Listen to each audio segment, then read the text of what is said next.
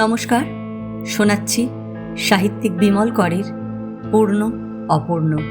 যে সমস্ত বন্ধুরা এখনও চ্যানেলটা সাবস্ক্রাইব করেননি তাদের সকলের কাছে অনুরোধ রইল, প্লিজ আমার চ্যানেলটা সাবস্ক্রাইব করে নেবেন, আর পাশে যে বেল নোটিফিকেশনটা আছে সেটা অবশ্যই প্রেস করে দেবেন। আজ উপন্যাসের 9ম পর্ব। নীরবে কিছু সময় বসে থেকে সুরেশ্বর উঠল। তার মুখে না প্রসন্নতা, না অসন্তোষ বা বিরক্তি, স্মিত সরল হাসিও ছিল না। কেমন এক গাম্ভীর্য ঘন হয়ে উঠেছিল মুখে।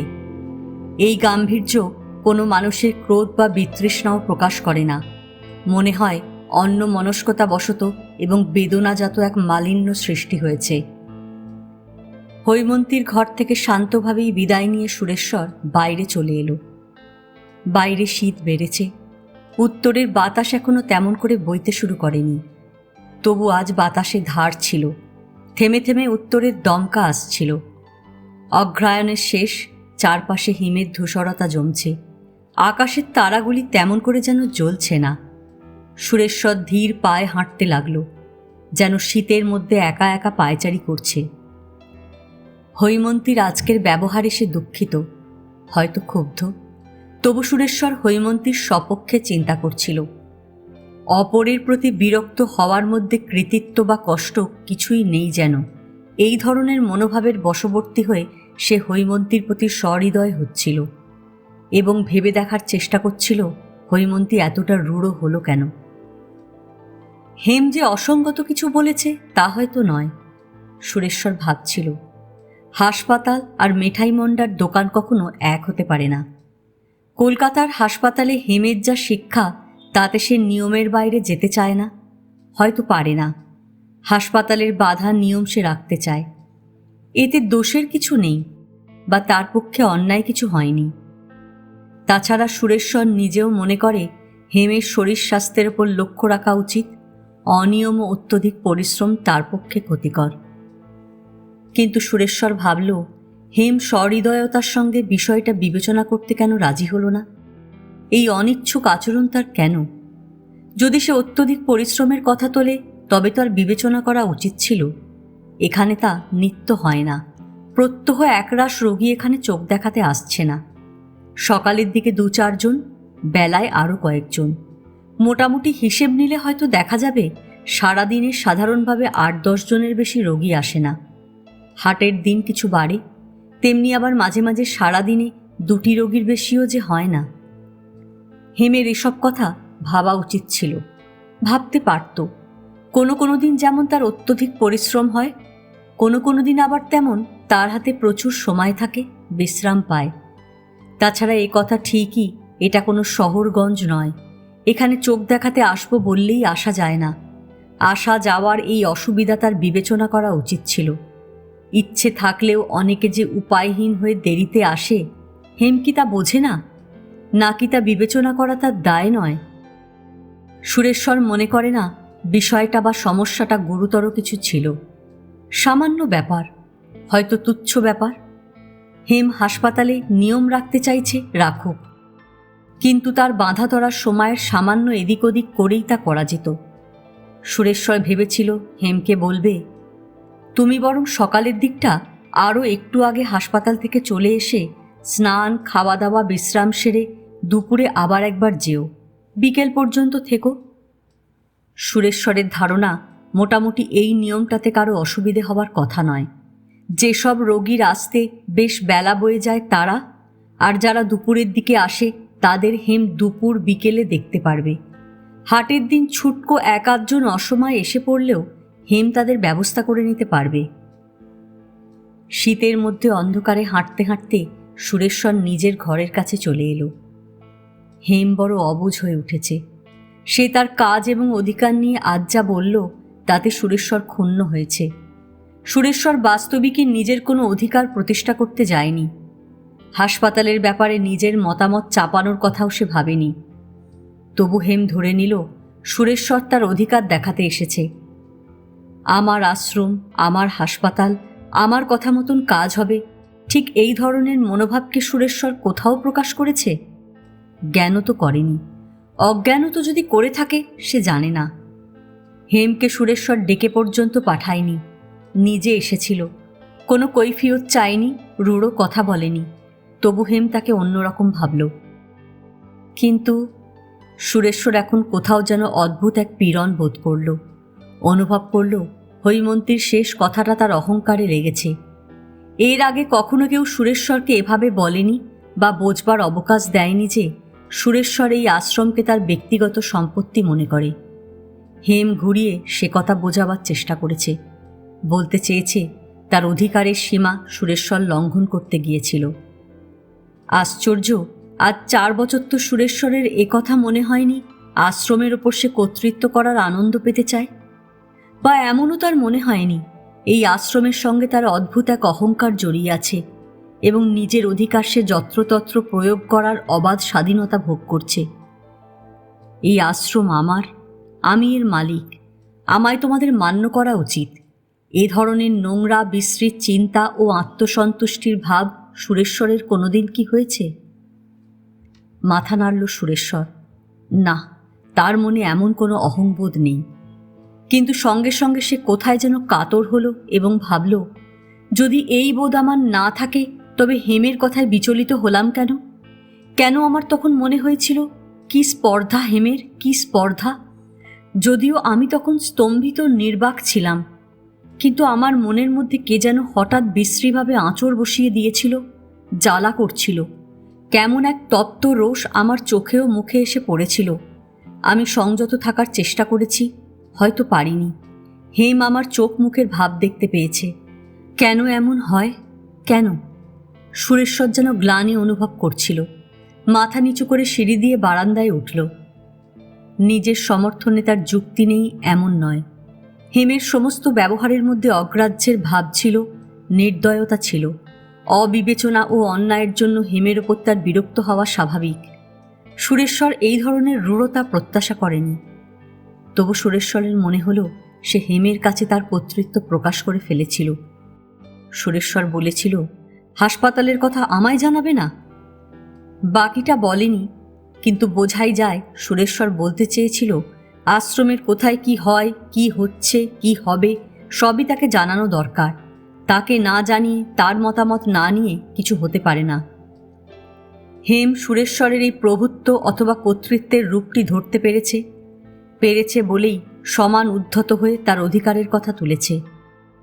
ঘরে এসে বসল সুরেশ্বর। লণ্ঠনের আলো তেমন উজ্জ্বল নয়। ঘর প্রায় আবছা অন্ধকার হয়ে আছে। কনকন করছে ঠান্ডা। ভর্তু একটা বই অন্য জানলা বন্ধ করেনি ঘরের। জানলা দিয়ে বাইরের অন্ধকার ছাড়া আর কিছু চোখে পড়ে না। কেমন যেন অপরাধীর মতন বসে থাকলো সুরেশ্বর। তার গ্লানি ও অনুশোচনা হচ্ছিল। এখন বেশ স্পষ্টই সে বুঝতে পারছিল হেমের কাছে যতই সে বিনীত, নম্র, সরল হয়ে উপস্থিত হয়ে থাকুক, তার মধ্যে কোথাও এই বিশ্রী অহংকার ছিল। আশ্রমের ব্যাপারে তার কর্তৃত্ব ক্ষুণ্ণ করা তার সহ্য হয়নি, ভালো লাগেনি। সে অসন্তুষ্ট ও বিরক্ত হয়েছিল। খানিকক্ষণ চুপচাপ বসে থেকে সুরেশ্বর তার বিচলিত ভাব দমন করল। তার মনে হলো হেম যেমন খানিকটা বাড়াবাড়ি করেছে, সেও সেই রকম খানিকটা বাড়াবাড়ি করছে। এতটা কাতর হবার বা গ্লানি বোধ করার কিছু নেই। আশ্রমের ভালো মন্দ, রোগীদের সুবিধে অসুবিধে দেখা তার কর্তব্য। হেম যদি অন্যায় করে, যদি তার কাজে কর্মে রোগীদের বা হাসপাতালের ক্ষতি হয়, সুরেশ্বরের সে বিষয়ে কথা বলার অধিকার আছে। যুগলবাবু কি শিবনন্দনজিও কথা বলতে পারতেন। যুগলবাবুও রোগী তাড়ানোর ব্যাপারে সন্তুষ্ট নন। শিবনন্দনজি, যার সঙ্গে হাসপাতালের কোনো সম্পর্ক নেই, তিনিও কথাটা শুনে বলেছিলেন কাজটা ভালো হয়নি। মনের ক্ষুব্ধ কাতর ভাবটা কমে এলেও সুরেশ্বর কোথাও যেন একটা কাঁটা ফুটে আছে অনুভব করছিল। এই কাঁটা কি ঠিক বোঝা যাচ্ছিল না। হতে পারে হৈমন্তীর কাছ থেকে অপ্রত্যাশিত আঘাত, হতে পারে নিজের কোনো দুর্বলতা আজ তার কাছে প্রকাশ হয়ে পড়েছে, অন্য কিছুও হতে পারে।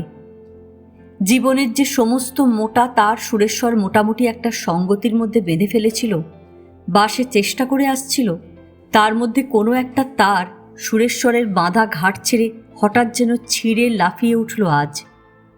সেটা কি? অহংকার। অহংকার সুরেশ্বরের মধ্যে বরাবরই ছিল, বাল্যকাল থেকেই। সম্ভবত মার চরিত্র থেকে এই অহংকার বোধ সে পেয়েছিল। বাবা যে ধরনের অহংকারী ছিলেন তা সাধারণ অহংকার, বিত্ত ও বংশমর্যাদার অহংকার, কিন্তু মার অহংকার ছিল অন্য রকম। রূপের জন্য মার কোনো অহংকার ছিল না, কেননা অসামান্য রূপ সত্ত্বেও মা সেই রূপের মধ্যে বাবাকে বেঁধে রাখতে পারেনি।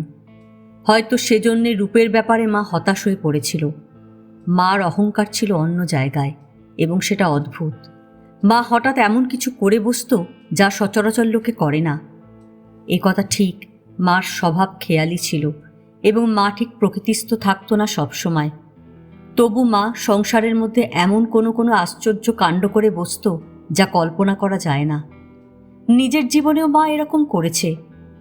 বিনু মাসি যখন খুব একটা খারাপ অসুখে পড়ল, মা তাকে নিজের ঘরে এনে তুলল, নিজের বিছানায়। মাসখানেক ধরে বিনু মাসির রোগের সঙ্গে মার যেন দুবেলা লড়াই চলল। বিনু মাসি সেরে উঠলে মা নিজের ভারী ভারী দুটো গহনা তার হাতে তুলে দিয়ে বলল, এবার ধর্মকর্ম করগে যা, পরের বাড়িতে অনেক দিন কাটালি।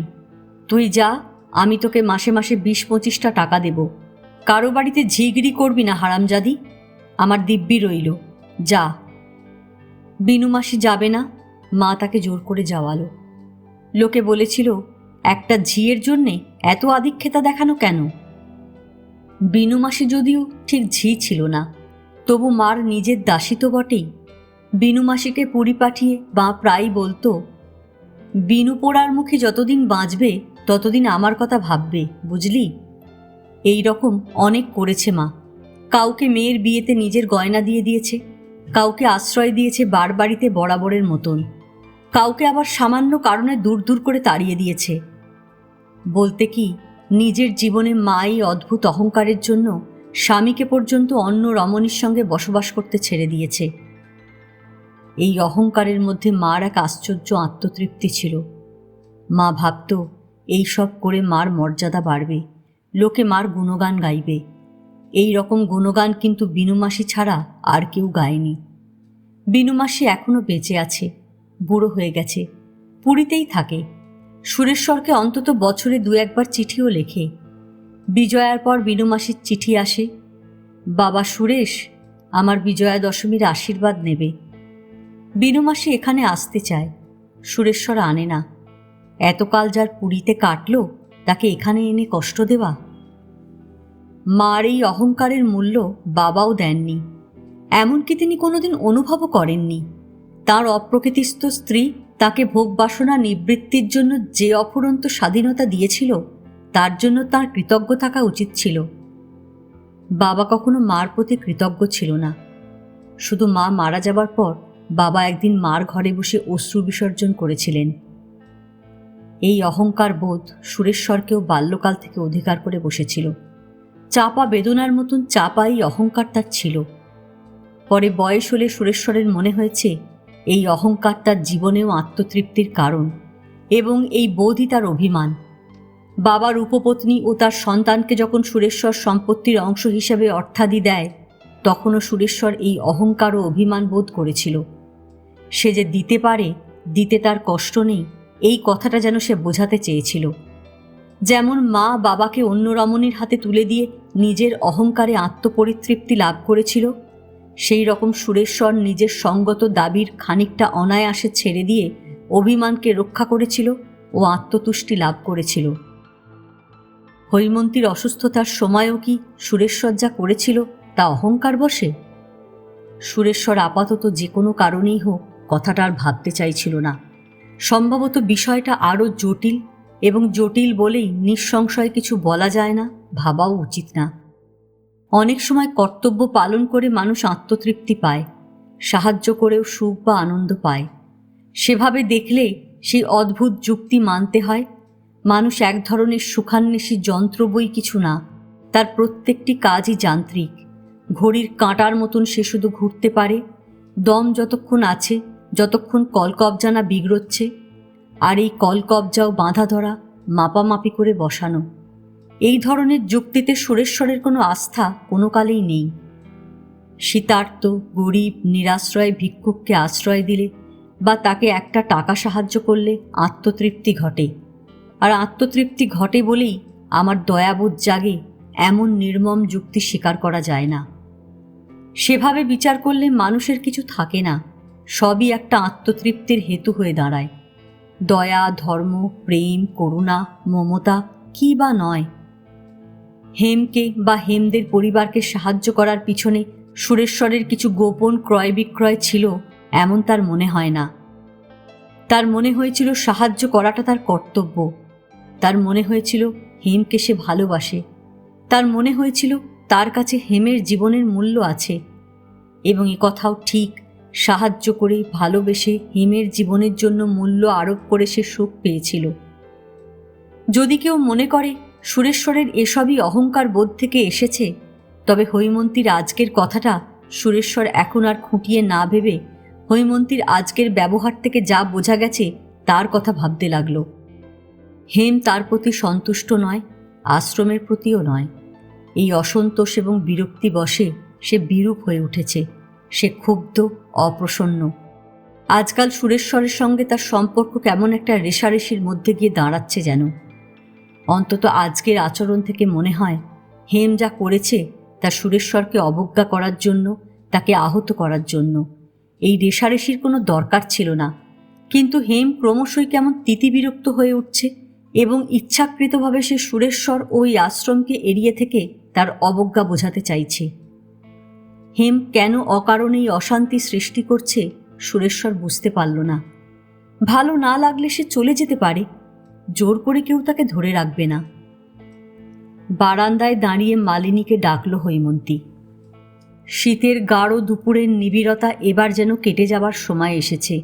রোদ নিষ্প্রভ ও হলুদ হয়ে এলো।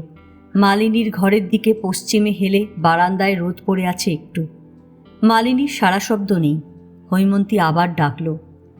উত্তরের বাতাসে আজ বেশ ধার। আজকাল দুপুর ফুরোবার আগে থেকেই উত্তর থেকে বাতাস আসতে শুরু করে। ঝাপটা দিয়ে বাতাস আসছে। ঝাঁক বেঁধে ফড়িং আর প্রজাপতি নেমেছে মাঠে, মাঠের রোদে, ঘাসের ডগায়, ফুল গাছের ঝোপে ঝাড়ে ফড়িং আর প্রজাপতি উঠছিল। টিয়া ডাকছিল। বার দুই ডাকার পর মালিনী বাইরে এলো। শীতের দুপুরে ঘুমোচ্ছিল, চোখ ফুলে গেছে। ঘুম থেকে উঠে আসায় হাই তুলছিল বড় বড়। হৈমন্তী বলল, স্টেশনে যাবে? মালিনী প্রথমটায় যেন বুঝল না, পরে বুঝল। আপনি যাচ্ছেন? যাবে তো তাড়াতাড়ি নাও, 3টে প্রায় বাজে। স্টেশনে যাবার কথা বললে মালিনী সব সময় পা তুলে থাকে, তবে যাবার আগে সুরেশ্বরকে জিজ্ঞেস করা তার অভ্যেস। অন্যদিন হেমদি আগেভাগেই বলে রাখে, মালিনীও অনুমতি নিয়ে রাখে সুরেশ্বরের। হাতের কাজকর্ম সেরে রাখে। আজ একেবারে হুট করে বলা, হাতেও সময় নেই, দাদা হয়তো এখন বিশ্রাম করছেন, কাজকর্ম কিছু সেরে রাখেনি সে। মালিনী দোনামোনা করল। সে যেতে চায়, কিন্তু হ্যাঁ বলতে পারছে না। মালিনীর মুখের দিকে তাকিয়ে হৈমন্তী বলল, কি ভাবছ? না, ভাবিনি। মালিনী মাথা নাড়ল। দাদাকে যে কিছু বলিনি হেমদি, কাজ ছাড়াও হয়নি। ও, তবে থাক, তোমায় যেতে হবে না। হৈমন্তী আর অপেক্ষা করল না। তার হাতে তোয়ালে কলঘরের দিকে চলে গেল। মালিনী বেশ দ্বিধায় পড়ল। হেমদি একা একা যাবে, সেটা কি ভালো দেখাবে? দাদা হয়তো রাগ করবেন। হেমদি যে একলা কখনো স্টেশনে যায়নি তা নয়, সেবার গিয়েছিল। দাদা একটু অখুশি হয়েছিলেন। এক গাদা বই, কিছু জিনিসপত্র নিয়ে হেমদি ফিরে এলে দাদার নজরে পড়েছিল। অত জিনিসপত্র হেমদি একলা বয়ে আনায় দাদা আড়ালে মালিনীকে বলেছিলেন, তুমি সঙ্গে গেলে পারতে। সে তো পারতই মালিনী, কিন্তু সেদিন অনেকগুলো কাজ ছিল হাতে। হেমদিও হঠাৎ যাওয়া স্থির করে ফেলেছিল। আজও সেই রকম। দুপুরে শুয়ে শুয়ে হয়তো হঠাৎ মাথায় পোকা ঢুকেছে, স্টেশন যাব, অমনি সঙ্গে সঙ্গে তৈরি। কিংবা পড়ার বই ফুরিয়ে গেছে, জিনিসপত্রও কিছু কেনাকাটা করতে হবে, স্টেশন যাচ্ছে। তা যাক, এখন কি করা যায়? চলে যাবে মালিনী? ছুটে এক দৌড়ে গিয়ে দাদাকে বলে আসবে? হাতের কাজগুলো আর কাউকে সেরে দিতে বলবে? অত তাড়াতাড়ি সব হয় না। হাতের কাজ অবশ্য এমন কিছু নয় যার 2-1টা চটপট সেরে বাকিটা পার্বতী আর হাতে দিয়ে সে চলে যেতে না পারে। কিন্তু দাদাকে না বলে সে যায় কি করে? হৈমন্তী কলঘর থেকে ফিরল। চোখ মুখ ভিজে, কপাল আর কানের কাছের এলোমেলো চুলগুলিতে জলবিন্দু, গলার তলায় সাবানের একটু ফেনা। হৈমন্তী কাছে এলে মালিনী বলল, হেমদি, আপনি তৈরি হতে থাকুন, আমি এক ছুটে দাদাকে একবার বলে আসি। হৈমন্তী যেতে যেতেই জবাব দিল, থাক। মালিনীর পাশ দিয়ে চলে গেল হৈমন্তী। মালিনী এবার বলল, চা খেয়ে যাবেন না? সময় নেই, জল বসিয়ে দিচ্ছি, আপনার কাপড় বদলাতে বদলাতে হয়ে যাবে। হৈমন্তী কোনো জবাব দিল না, ঘরে ঢুকে গেল। এ এক জ্বালা হলো মালিনীর। হেমদি হয়তো রাগ করল। সত্যি রাগ করার কথাই। হেমদি কি তার মতন যে এখন লাঠা পর্যন্ত একা একা টং টং করে হাঁটবে? হাতে হয়তো এক গাদা বই থাকবে, তারপর লাঠার মোড়ে গিয়ে হাঁ করে বাসের জন্য দাঁড়িয়ে থাকা। দেহাতিগুলো আবার হেমদিকে চিনে গেছে, উঁকি ঝুঁকি দেবে, খাতির দেখাবে, পানের দোকান থেকে ভাঙা টিনের চেয়ার এনে রাস্তার সামনে পেতে দেবে বসতে। মালিনী ঘরে এসে তাড়াতাড়ি চায়ের জল বসিয়ে দিল স্টোভে, দিয়ে চোখ মুখ ধুয়ে আসতে গেল। হৈমন্তী প্রায় তৈরি হয়ে নিয়েছে। মালিনী চা নিয়ে এলো। অবনীর কাছ থেকে আনা খান ছয়েক বই চামড়ার কালো বড় ব্যাগটায় পড়ে নিচ্ছে হৈমন্তী। মালিনী দাঁড়িয়ে দাঁড়িয়ে দেখল 2 মুহূর্ত, তারপর বলল, আপনি চাটুকু খান হেমদি, আমি তৈরি হয়ে নিচ্ছি। হৈমন্তী পিছন ফিরে মালিনীর দিকে তাকালো না, জবাবও দিল না। মালিনী কি করবে বুঝতে পারল না। তার মনে হলো হেমদি রাগ করেছে। ইতস্তত করে মালিনী আবার বলল, আপনার হতে হতে আমারও হয়ে যাবে, আপনি বরং ব্যাগটা আমায় দিয়ে এগোতে থাকুন, আমি রাস্তায় আপনাকে ধরে নেব। থাক, তোমায় যেতে হবে না, হৈমন্তী এবার জবাব দিল। মালিনী চুপচাপ, তারপরে আস্তে করে বলল, আপনি একলা যাবেন? কেন, কি হয়েছে? হৈমন্তীর দেওয়ালে টাঙানো আয়নার কাছে গিয়ে মুখ দেখে মাথার চুল সামান্য ঠিক করে নিল। ফিরতে তো রাত হয়ে যাবে, ভয়ে ভয়ে মালিনী বলল। সে ভাবনা আমার।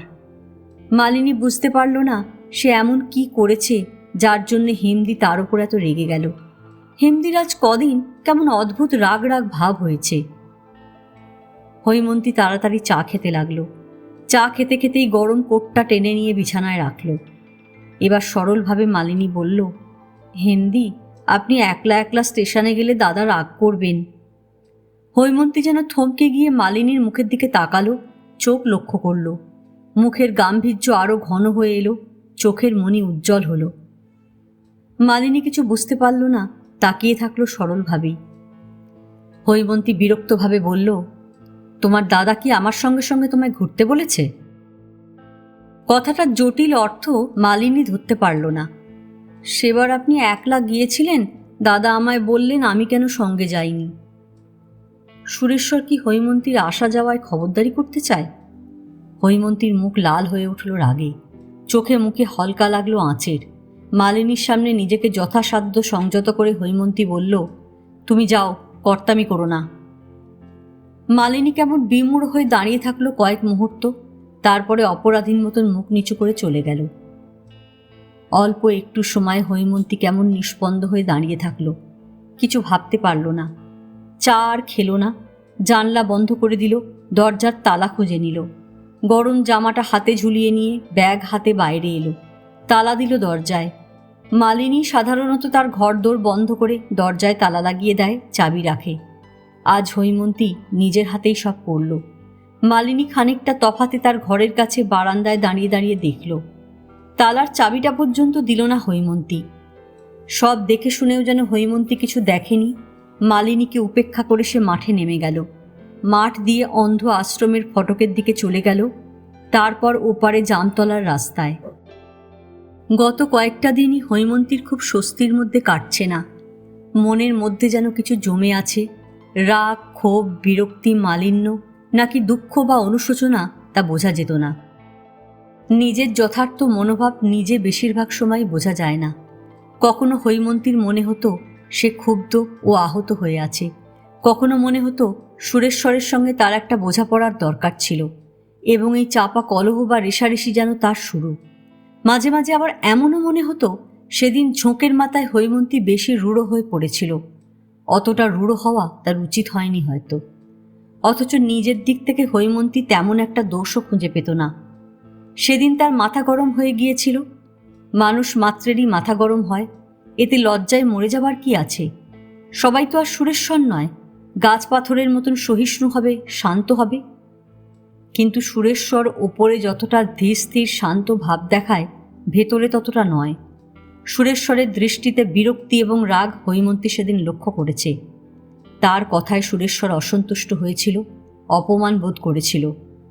হৈমন্তীর সন্দেহ নেই, সুরেশ্বর এই আশ্রমের সকলের কাছে আনুগত্য চায়, সম্মান চায়, না পেলে আত্মমর্যাদায় আঘাত পায়।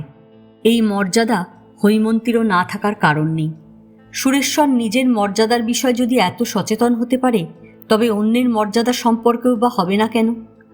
হৈমন্তীর যথার্থ মর্যাদা কি সে দিতে চায়? গুরুডিয়ার কাঁচা রাস্তা ধরে লাট্ঠার পথে হাঁটতে হাঁটতে হৈমন্তী এলোমেলোভাবে কথাগুলো ভাবছিল। শীতের এই মরা দুপুরে পথ হাঁটতে তার খারাপ লাগছিল না। আগে একলা একলা এভাবে ফাঁকায় হাঁটতে তার ভালো লাগতো না, বা এতটা পথ হাঁটার অভ্যেস ছিল না।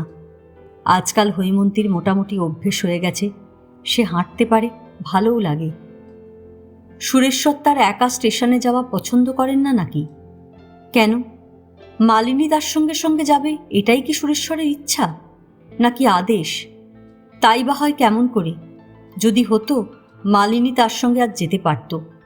দাদার বড় অনুগত মালিনী, অনুমতি না নিয়ে আশ্রমের বাইরে পা বাড়াতে সাহস করে না। মালিনী অনুমতি নেয়নি বলে যেতে সাহস করল না।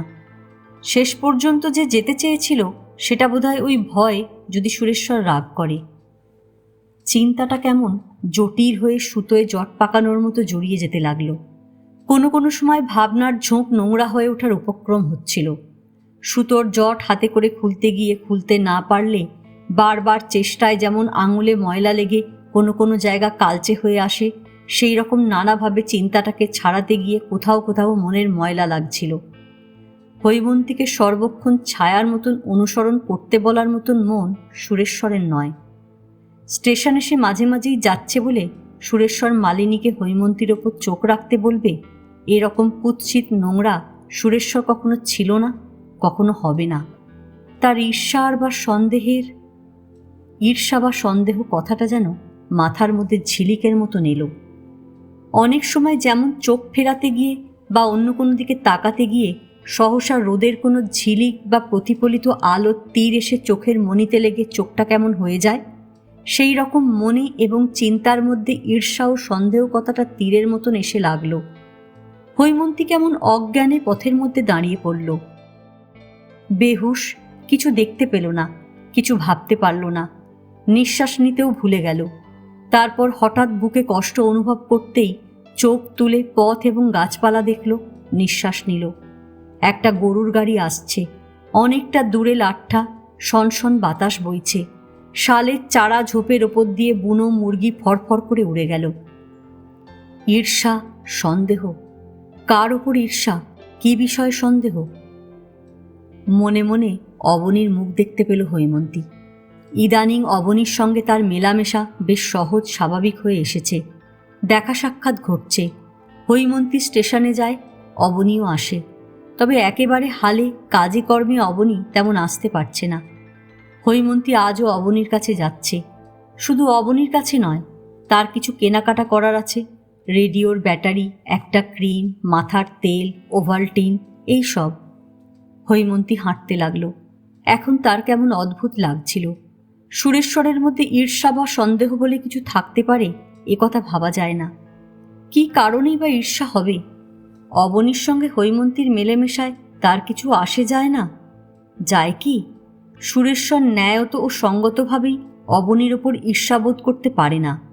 হৈমন্তীর ওপর সন্দেহ তার থাকা উচিত নয়। বলতে কি, আজ হৈমন্তী ও সুরেশ্বরের মধ্যে যে সম্পর্ক, তাতে হৈমন্তী অন্য কারোর সঙ্গে কিভাবে মেলামেশা করছে, কি ধরনের ঘনিষ্ঠতা হচ্ছে ওদের, তাতে কি এলো গেল তার? যদি ভালোবাসার কথাও হয়, হৈমন্তী অন্য কাউকে ভালোবাসলো কি বাসলো না, তা নিয়ে সুরেশ্বরের গায়ে জ্বালা ধরার কিছু নেই। চিন্তাটা এবার যেন কৌতুকের মতন হয়ে উঠেছে। হৈমন্তী নিজের এই হাস্যকর চিন্তায় লঘু হয়ে হেসে ফেলতে গেল, অথচ হাসতে গিয়েও হাসতে পারল না। কোথাও যেন একটা বাধা এলো। কিসের বাধা? এমন তো হতে পারে, হৈমন্তী ভাবল, সুরেশ্বর অভিভাবক হিসেবে দায়িত্ব পালন করছে। এখানে হৈমন্তীর কোনো আত্মীয় স্বজন নেই, সে একা। সুরেশ্বরই তাকে এই জঙ্গলের দেশে আনিয়েছে, কাজেই হৈমন্তীর প্রতি তার দায় দায়িত্ব কর্তব্যবোধ আছে। সুরেশ্বর সেই দায় দায়িত্ব বোধের জন্য তার অভিভাবক এবং সেই হিসেবে হৈমন্তীর প্রতি লক্ষ্য রাখে। কিন্তু হৈমন্তী ভেবে পেল না এটা কী ধরনের অভিভাবকত্ব যে তার ব্যক্তিগত বিষয়ের ওপর সুরেশ্বর নজর রাখবে। হৈমন্তী ছেলে মানুষ নয়, বা সে সুরেশ্বরের আশ্রয়াধীন নয় যে সুরেশ্বর তার হাঁটা চলা বেড়ানো অথবা কারোর সঙ্গে মেলামেশার ওপর চোখ রাখবে। মনে মনে যে কৌতুকের ভাব এসেছিল সামান্য আগে, সে ভাব আর থাকল না হৈমন্তীর, বরং সে বিরূপ হয়ে উঠল আবার। মানুষটা নোংরা হতে পারে না, তার মনে নিশ্চয় সন্দেহ বা ঈর্ষা থাকতে পারে না, থাকলে হয়তো ভালোই হতো। আসলে হৈমন্তীর ওপর সুরেশ্বর এক ধরনের কর্তৃত্ব ও প্রভুত্ব দেখাতে চায়, বোঝাতে চায় সে হৈমন্তীর অভিভাবক, তার ভালো মন্দের মালিক। চিন্তাটা বিশ্রী লাগল এবং হৈমন্তী হঠাৎ সুরেশ্বরের ওপর তীব্র ঘৃণা অনুভব করল। তার ব্যক্তিগত স্বাধীনতা, ইচ্ছা, রুচি, মনের ওপর অন্ধ আশ্রমের মালিকের মালিকানা সত্য থাকবে নাকি? আমায় কি তুমি তোমার আশ্রমের ঘর বাড়ি, দাঁত, ঝি চাকর পেয়েছ? নাকি তুমি ভেবেছ আমি বোকার মতন তোমায় বিশ্বাস করে এসেছিলাম, বরাবর ভালোবেসেছিলাম, তার জোরে তুমি আমার জীবন মরণের প্রভু হয়ে গেছ? মাঠের ওপর দিয়ে কিছু ধুলো উড়ে এলো, কিছু শুকনো পাতা, সামনে লাঠ্ঠার মোড়। হৈমন্তী হঠাৎ কেমন জোরে জোরে হাঁটতে লাগলো। কপালের দুপাশ বেশ গরম, সূর্য একেবারে মুখোমুখি। মাথায় রোদ লাগছিল বলে হৈমন্তী এই ফাঁকায় মাথায় কাপড় টেনে হাঁটছিল। এবার কাপড়টা ফেলে দিল মাথা থেকে। দূরে বাস আসছে, সময় মতন পৌঁছে গেছে হৈমন্তী। হঠাৎ হৈমন্তীর অদ্ভুত একটা কথা মনে হলো, যদি আজ সে অবনীর বাড়ি থেকে না ফেরে, কি করবে সুরেশ্বর? কি সে করতে পারে? অবনী বলল, আসুন, আমার মনে হচ্ছিল আজ আপনি আসবেন। অবনীর সহাস্য মুখ, সরল দৃষ্টি লক্ষ্য করতে করতে হৈমন্তী সিঁড়ির শেষ ধাপে উঠে বারান্দায় পা দিল। কি করে মনে হলো আমি আসব? ইনটিউশন, অবনী হেসে হেসেই বলল। বারান্দায় বসা যেত, কিন্তু বেশিক্ষণ বসে থাকা যেত না। এখন বিকেল শেষ হয়ে এসেছে, এক্ষুনি দেখতে দেখতে অন্ধকার হয়ে যাবে, শীত আর বাতাস গায়ে ফুটবে। হৈমন্তী বারান্দায় দাঁড়ালো, বলল, আমি বাজারে নেমেছিলাম, ব্যাটারি ট্যাটারি কেনার ছিল। বলে হৈমন্তী মুহূর্তের জন্য থামল। অবনীর চোখ দেখল, তারপরে হেসে বলল, সেখানে আপনার মহিন্দরকে দেখলুম সাইকেলে চেপে আসছে। অবনী সঙ্গে সঙ্গেই মাথা নাড়ল। আরে না না, মহিন্দর আমায় কিছু বলেনি, আমি জানিই না সে বাজার গিয়েছিল। হৈমন্তী এবার চোখের একটু ভঙ্গি করল। তাহলে তো আপনার ইনটিউশনে বিশ্বাস করতেই হয়। হাসির মুখ করল দুজনেই। অবনী বলল, আজ আমি একবার ওদিকে যাব ভেবেছিলাম, তারপর কেমন মনে হলো আপনি আসতে পারেন। ভেবেছিলেন যখন, তখন যাবেন। হৈমন্তী সুমিষ্ট করে হাসল। আমার বই ফুরিয়ে গেছে। হৈমন্তী এমনভাবে বলল যাতে মনে হয় এই ফুরিয়ে গেলে তার না এসে উপায় কি। অবশ্য এই বলাটা তেমন কৈফিয়তের মতো শোনালো না। অবনী বলল, এত তাড়াতাড়ি পড়ে ফেলেন কেন? কেন? এভাবে পড়লে আমি আর বেশি দিন বই জোগাতে পারবো না। সে পরের কথা, আপনি আর একটু রয়ে শয়ে পড়বেন। অবনী হেসে বলল, কিন্তু এমনভাবে বলল যাতে বোঝা যায় তার কথার মধ্যে একটা সকৌতুক ইঙ্গিত আছে। অর্থাৎ অবনী যেন পরিহাস করে বোঝাতে চাইল, অত তাড়াতাড়ি সব বই শেষ হয়ে গেলে হৈমন্তী আর কি এবারই আসবে? হৈমন্তী কথাটায় কান দিল কি দিল না বোঝা গেল না। বসার ঘরে এসে বসল হৈমন্তী। বাতিটা জ্বালিয়ে দেবে কিনা ভাবতে ভাবতে অবনী জানলার কাছে গিয়ে দাঁড়ালো। সুরেশ্বর বাবুর খবর কি? হৈমন্তী প্রথমে কোনো জবাব দিল না, পরে উদাসীন গলায় বলল, ভালো। অবনী হৈমন্তীর দিকে তাকিয়েছিল, বলার ভঙ্গিটা তার কানে গেল। বাইরে তাকালো, শীতের অপরাহ্ন গত, কোথাও রোদ নেই, আলোর সামান্য আভাস এখনো আছে।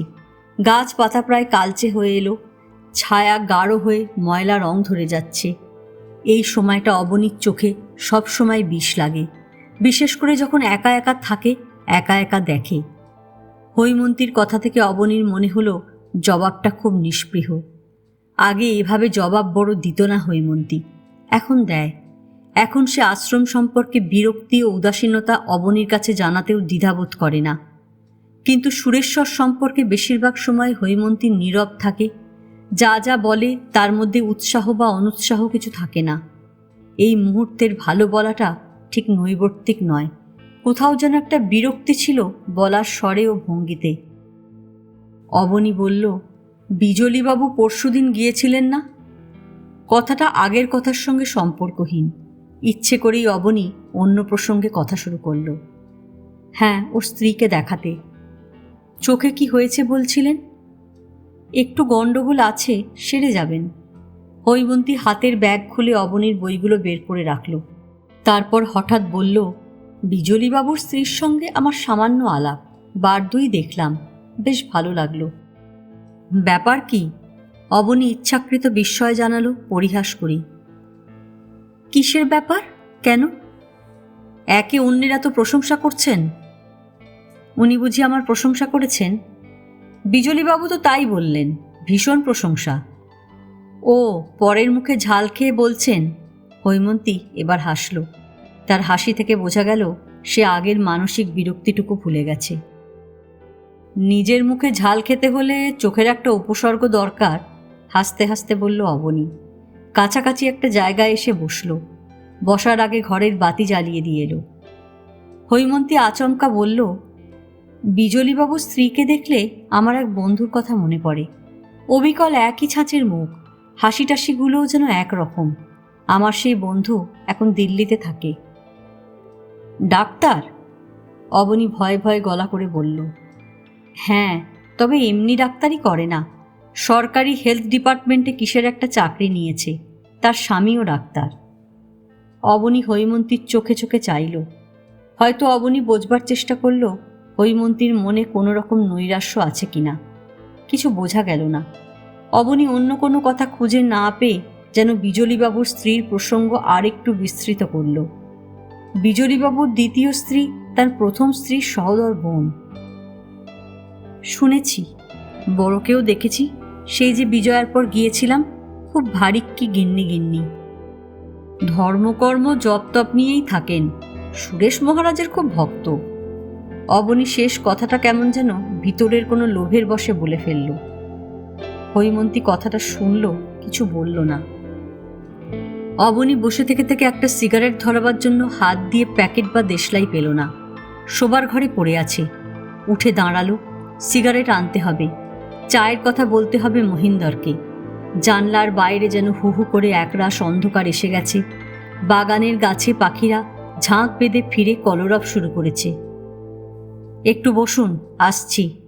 অবনী চলে গেল। আজ এ পর্যন্তই।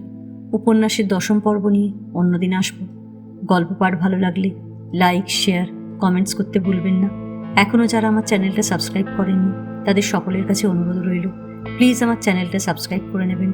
পাশে যে বেল নোটিফিকেশনটা আছে সেটা অবশ্যই প্রেস করে দেবেন। আজকের মতন নমস্কার।